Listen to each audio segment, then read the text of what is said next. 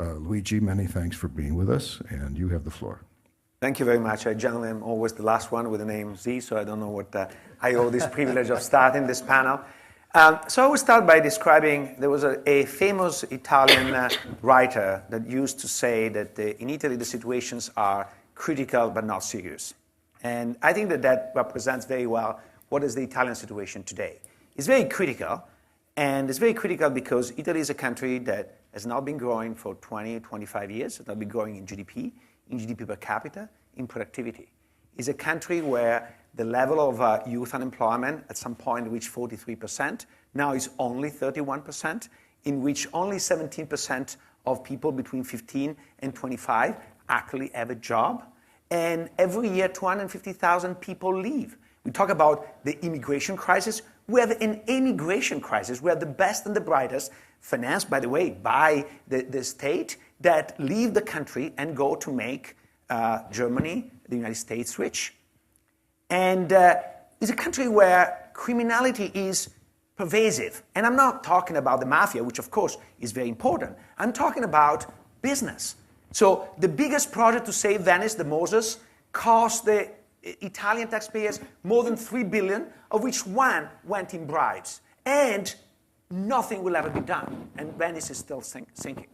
You look at the top level of the administration, you go to a bank, and what you are afraid is not to be robbed by the bankers, you're robbed by the people in the banks, by the bankers themselves.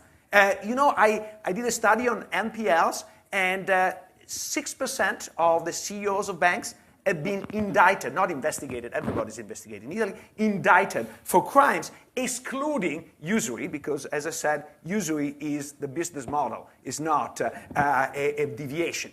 And then you go to the top of the establishment, and the top of the establishment, you see people that corrupt all the place. So the guy who was in charge of Eni and Enel for many, many years had been admitted of having paid the bribes 20 years ago, and now is investigated to have paid other bribes.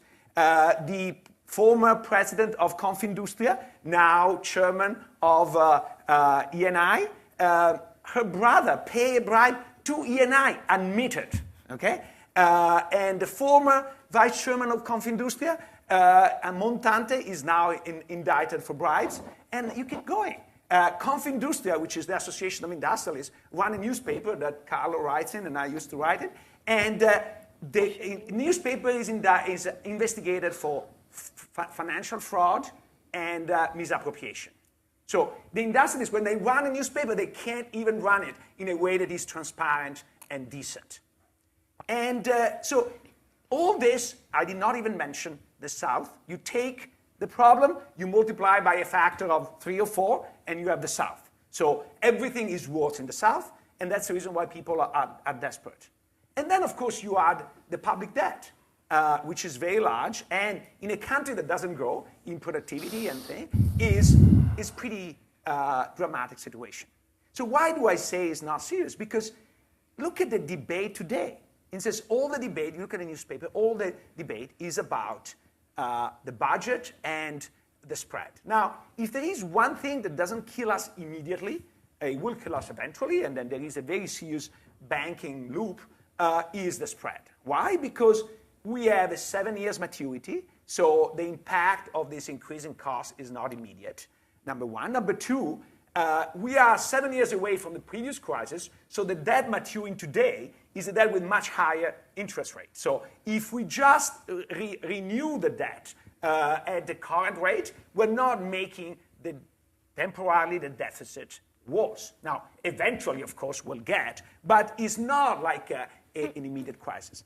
The second, because there seems to be this big tension. Everybody's about this new government, new policy. I'm asking, wait a second, what is new in the government? What is new in the policy? So the government has announced, that's the only thing we know, that we'll have a 2.4 budget deficit for the next 3 years. Now they're saying only for the next year. Now, what was the budget deficit in 2017? It was 2.3. What is the electoral plan of Renzi? 2.9 for 3 years. So if anything, they seem to be more moderate than the previous government. And then I can go in what is their strategy is fiscal transfer. A fiscal transfer to do what? To buy electoral votes. What did Renzi when he got elected? Had a fiscal transfer of 80 euros to everybody just to win the European election in 2014. And I can keep going with so many similarities that are actually pretty scary because the universal basic income, it was invented by the Democratic Party. It was called reddito di inclusione. And the only thing that the Five Star Movement is trying to do is trying to increase the number of people that qualify. What about the immigration policy, since there is a big change? Forgot that the Gentiloni government had Minniti that was basically paying the Libyan to keep the immigrants in concentration camp in Libya. Is that a big difference with Salvini? Salvini is more vocal, but not is changing. What about incompetence? This government shows a lot of incompetence, absolutely. What about the previous one? All the major reforms in Italy have been struck down by the Supreme Court because unconstitutional. The electoral reform, the labor market reform, the Madia reform of the public administration, the reform on the Popolari, all the reforms did not pass that. Now, there are a lot of people without university degree in this government. So was the previous government. The Minister of Education in Italy not only did not have a college degree, did not even have a high school degree. Okay? So I don't see the big change, except maybe for two things.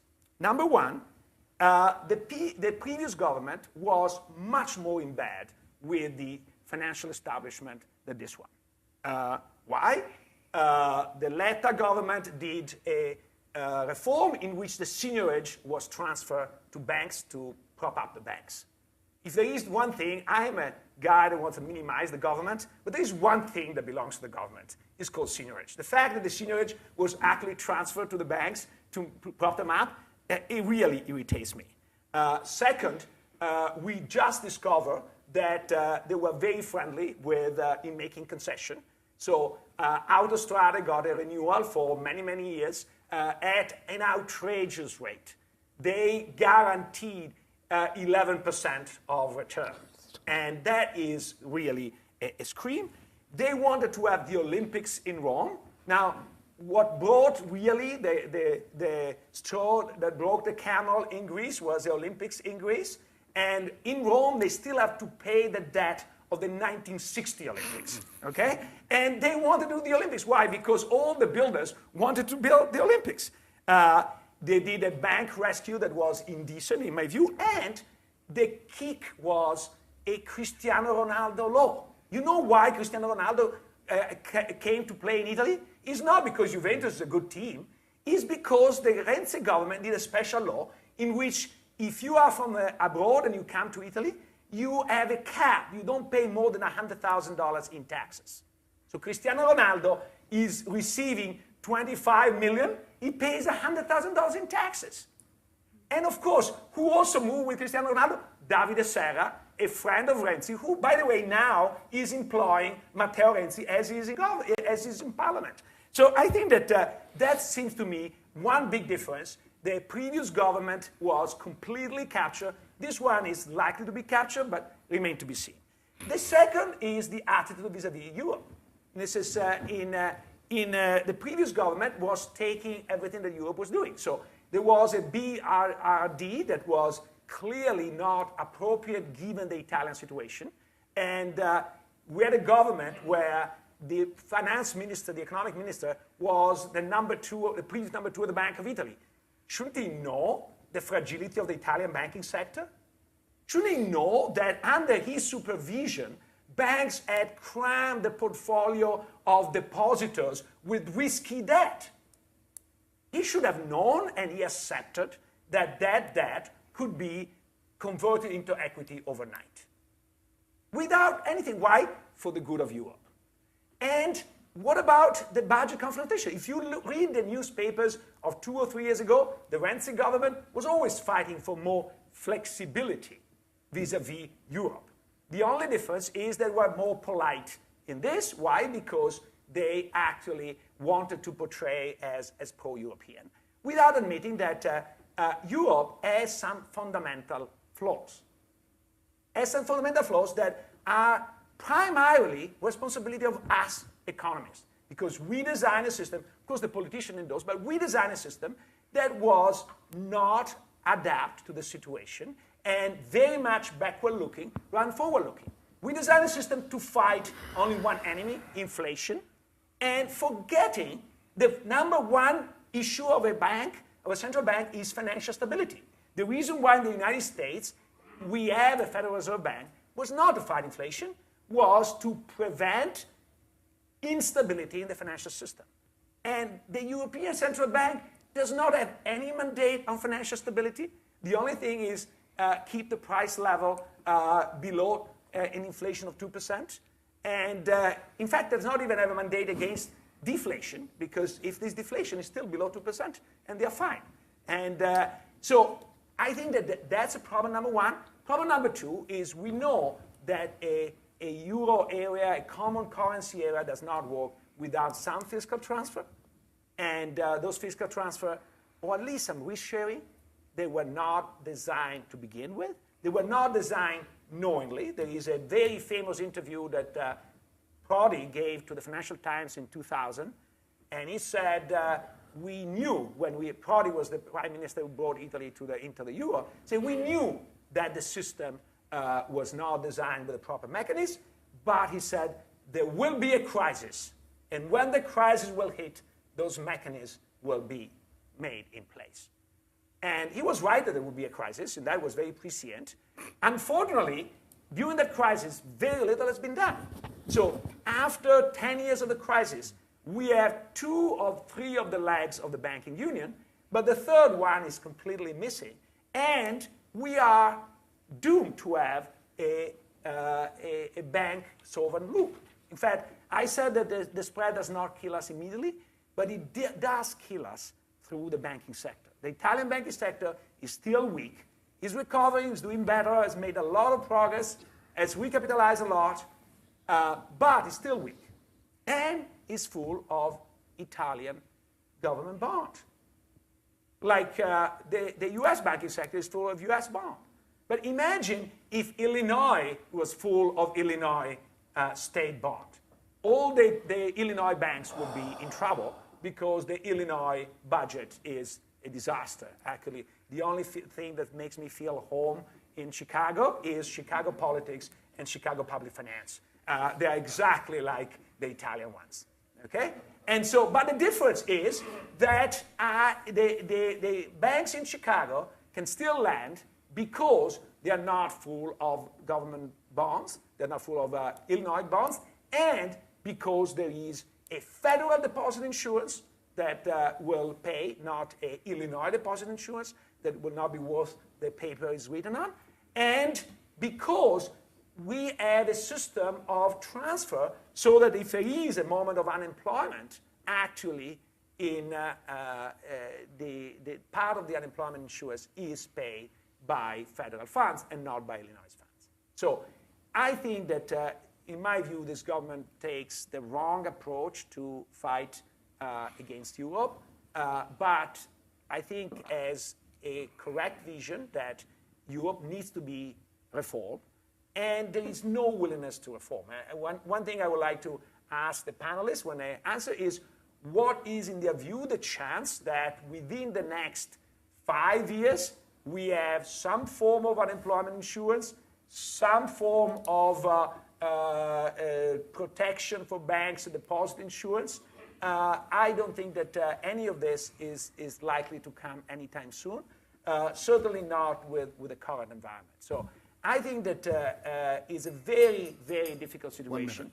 And I don't think that the government is acting particularly well. In fact, I think that I can go for all the list of the things they've done wrong.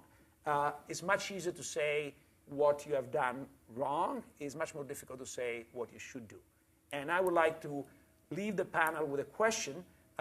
Mario Monti wrote a very sharp editorial last Sunday saying that the responsibility or the fault of these politicians is that they want to be reelected.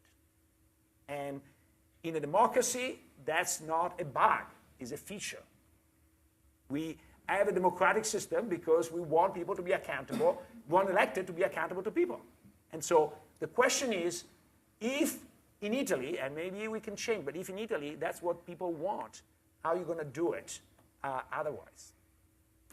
When I mentioned that the situation is critical but not serious, I didn't mean that this is playing with words, but it is not taken seriously. And I think that part of the debate in Italy is reflected here. This is Ashok, Desmond, and I emphasize the fundamental structural situation. And this situation is not going to be changed by a budget deficit of 2.1 or 2.2 or 2.4. So the extreme level of attention that this number, and this is if I could have a reassurance that the actual ex-post budget this year is only 2.4%, I would sign here, okay? Because I think the situation is going to be much worse, okay? Ex-post, ex-ante. So I think that what we need to ask ourselves is what do we do about the fact that Italy does not belong to the euro? I think that that's a fundamental problem that is not going to be solved with playing around with the budget. Okay, so we need to figure out, or either we change dramatically Italy to make it fit the euro, or we change the euro rules, or we exit the euro. I think that nothing else is possible. And here is where the politics comes in. I think that Ashok mentioned in vincolo esterno. I prefer to say the orthopedic view of the euro. Okay? So the Italian system, as always designed, has been thought, the intelligentsia in Italy say, basically, we don't want democracy in our country because we don't trust our voters to vote the right way. So we want to put a caste, and that's the euro, and we're going to impose on it. And as Carlo was saying, it works. Yeah, it works in limiting. It works in creating resentment. So if you think this election are not a sign of how resentful the country is, what are you waiting for? There was a beautiful article of Guido Tabellini, who was a great economist, that made a parallel between Germany of the 1930s and Italy. The part that he forgot is the role play by the foreign powers in Germany in the 1930s. Because if in Germany in 1930 Hitler could arise, it was also because the foreign nations were absolutely inflexible in saying you have to pay all your debt, no question asked. And that led to the disaster we know. I think that Europe is playing this role. And the more we force the caste, the more we are in a situation. Either we give up democracy, because I don't know how you're going to get the vote to put like Cottarelli as a prime minister. Because that's the plan. Cottarelli's on TV every day, so the plan is to have Cottarelli as a prime minister. But so far, we need to have votes in parliament. And if you have votes in parliament, even with a spread, etc., either you buy them, Berlusconi used to buy them, I don't know that there is anybody rich enough to buy them, or what are you going to do? So I think we need to confront the fact that it's not just the north and south divide that you're talking about is there, of course, it's very important, but it's much bigger than that. Yeah. It's much bigger than that. And we need to confront it openly and not sort of blame the voters because they actually want to change. Because and even if you think that this change is inappropriate, as long as you're in democracy, you cannot blame the voters. You need to sort of understand them and try to change. The problem is that the structure has been set up completely without thinking. And, you know, the vincolo esterno may work in modulating the deficit from 2.4 to 2.2%, but the vincolo esterno does not work to generate productivity in the Italian system. And unless there's productivity in the Italian system, nothing else matters. I'll just say one last theme on picking up on Sylvia. The 2.4% is such a silly number to focus on. You know, nobody even knows whether it'll be 2.4%. Nobody can estimate these things within several decimal points. As somebody who spent several years at the IMF, I mean, these numbers are completely meaningless. You know, the deficit may be 2%, it may be 2.8%. That's sort of the margin of error within which these numbers are played around. I mean, for anybody to sort of assume otherwise, that, and Carlos showed those tables, those numbers are revised within 6 months of each of them. So focusing on the 2.4 is silly. The problem over here is, I thought that Luigi is going to talk about another Prodi quote, which is, the fiscal rules are stupid. And he repeated that twice. And the fiscal rules are completely economically illiterate and politically dysfunctional. And the idea that Europe can dictate is silly, but the narrative has grown that somehow they are sacrosanct. And that narrative, more than the numbers, is what is creating some of the tensions right now. Sorry, I need to intervene here. You can intervene, then we're coming to you, sir, and I have other The questions, bailout and we'll fatigue come of back Germany. Let's set the record straight. Germany has not bailed out any country in Europe. In fact, it's the other way around. The other country in Europe bail out the German banks that then lend to Greece, that lend to Ireland, and lend to everybody. The only real bailout that Germany did is for their own banks that were bankrupt, and they don't want to discuss it. The target 2 is not a liability of Italy, first of all, because there are assets versus liability. So it's a liability of the Bank of Italy that has assets on the other side, the Italian debt. Now, as long as the euro exists, that's just like a liability entry of the Federal Reserve of Chicago versus the Federal Reserve of Minneapolis.